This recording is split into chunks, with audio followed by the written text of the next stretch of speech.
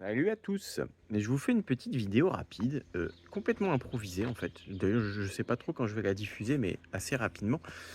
C'est en une réaction à chaud là, que j'aurais aimé mettre au point avec vous, les abonnés, suite à la parution de la vidéo sur la vente du Bursner Nexo 660 sur une base de Ford Transit 2,2 litres TDCi. Je m'en doutais un peu, malgré la recommandation faite dans la vidéo. Il y en a qui peuvent pas s'empêcher en commentaire d'être vindicatifs et méchants parce que c'est un porteur Ford. Mais moi, j'arrive pas à comprendre cet état d'esprit. Ouais, il y a eu des déboires avec les moteurs Puma, oui, c'est vrai, ça, on va pas le cacher, hein. Celui-ci a eu un moteur refait suite à une mauvaise vidange. Ça n'avait rien à voir avec la qualité du moteur. À quoi ça sert de venir appuyer encore et encore derrière votre écran?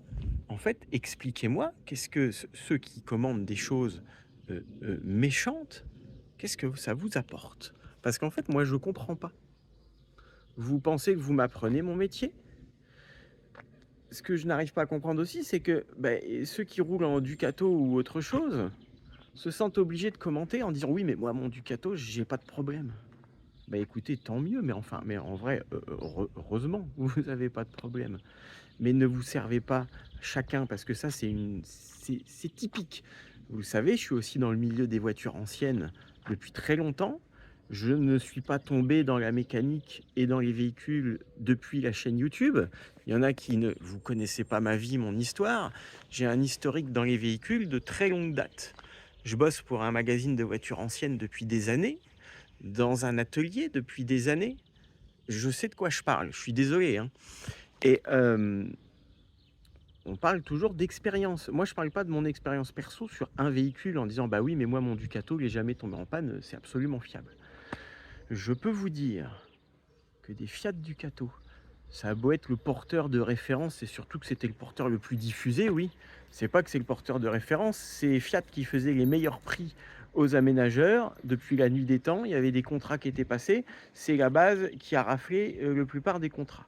Bon, il se trouve, tant mieux, que sur cette génération-là, le 2,8 litres Sofim est un très bon moteur. Mais ça ne veut pas dire que c'est exempt de soucis. Je ne compte plus les problèmes de boîte de vitesse, de pignon de cinquième là-dessus, d'embrayage. Tiens, celui qui est derrière moi là, le 3 litres, Sofim aussi, il a eu la boîte de vitesse changée en garantie, 125 000 km sur le 3 litres. Là, actuellement, à l'atelier, j'ai l'Adria que j'ai présenté en vente l'autre jour en 2,8 litres avec 73 000 km. Je ne vous l'ai pas dit, vous allez l'apprendre. J'y ai détecté sur le pont, et heureusement, ce n'était pas noté au contrôle technique, une fuite d'huile joint speed Villebrequin. Donc, ça impose de démonter la boîte et de faire l'embrayage. 2 000 € de facture pour le vendeur. Bon, les acheteurs vont être contents du coup. 2 000 balles à 74 000 km. Ça devrait pas arriver. Et ça, mais on en a à tire-larigot. Les radiateurs là-dessus qui sulfatent aussi, qu'on est obligé de changer. Mais on en change toutes les semaines, Des roulements, les freins, la corrosion là-dessus. Si on les vérifie pas de près, les bacs à batterie, les longerons, les supports de cric, tout. Mais ça, personne crie au loup en disant ah, Ducato, c'est de la merde. Pourquoi vous continuez de taper sur les Ford? Que chacun s'occupe de ses fesses, en fait. Tous les véhicules ont des problèmes. Derrière, là, l'Iveco, c'est mon perso, Laika. Tout le monde voit que par ça. Ah, Laika, Iveco Daily, le top du top. Les familles pour faire un tour du monde, la surcote. Mais j'ai mon lot d'emmerde avec aussi, je vous raconte pas. Et pourtant, il a été super bien traité, il n'a pas beaucoup de kilomètres. Je viens de me fader un émetteur-récepteur d'embrayage. J'ai la clim qui fuit, j'ai un compresseur neuf. La clim fuit encore. Je suis obligé de changer le condenseur, faire sur mesure, les durites, bouteilles déshydratantes, parce que c'est la seconde montre Laika en usine. On peut pas commander, c'est pas des pièces Iveco. Je vous raconte pas les ennuis encore avec ça. Sans compter le lanterneau électrique sur la Capucine, dont la motorisation défaillante n'est plus fournie. Il a fallu que j'adapte un moteur électrique post-monte et retirer un faisceau dans la doublure de Capucine. Et ainsi de suite, et ainsi de suite. Je vous ai filmé l'atelier pourtant où je travaille. c'est plein de Ducato en réparation. Donc oui, les Ford Transit ont des problèmes. Oui, il y a eu des soucis avec les Pumas. C'est plutôt réglé. Ceux qui sont arrivés jusqu'à nous aujourd'hui, normalement, ça va beaucoup mieux. Mais arrêtez systématiquement de les dénigrer. Parce que de toute façon, tous ceux qui le font de façon gratuite, c'est ma chaîne YouTube, je dis ce que je veux, je les dégage parce que c'est pas constructif. Toutes les marques ont leurs problèmes. Quand on voit des annonces Ducato, moteur increvable, mais faut arrêter les gars, arrêtez de vous pignoler avec moteur increvable. Je passe mes journées, moi puis les collègues aussi d'ailleurs, sur les routes à aller expertiser des camping-cars, vous le savez. À chaque fois on est déçu, pas que sur les états des cellules, aussi sur les états des porteurs. Bien souvent, c'est des Ducato, parce que 80% du parc camping-car depuis 1990, c'est sur base de Ducato. Donc forcément, c'est ce qui ressort le plus en occasion. Mais combien de fois on ne les prend pas parce que la base, elle est pourrie? Et je ne vous parle pas d'un exemple isolé ou de mon véhicule personnel. Je vous parle de dizaines et de dizaines de véhicules examinés. On peut même parler en centaines. Donc moi, ça m'agace quand je vois sur mes vidéos, que j'essaie d'être le plus net et le plus clair possible, des gens dénigrer gratuitement les Ford en disant que c'est de la merde. Moi, je suis désolé d'ailleurs à conduire, je préfère faire de la route, emmancher des kilomètres avec un Ford Transit qu'avec un Ducato de la même génération. Si on parle sur une cabine comme celui-là, Transit est beaucoup plus agréable en position de conduite, plus silencieux, l'équipement de bord est plus fourni. Voilà, c'est tout. Bon.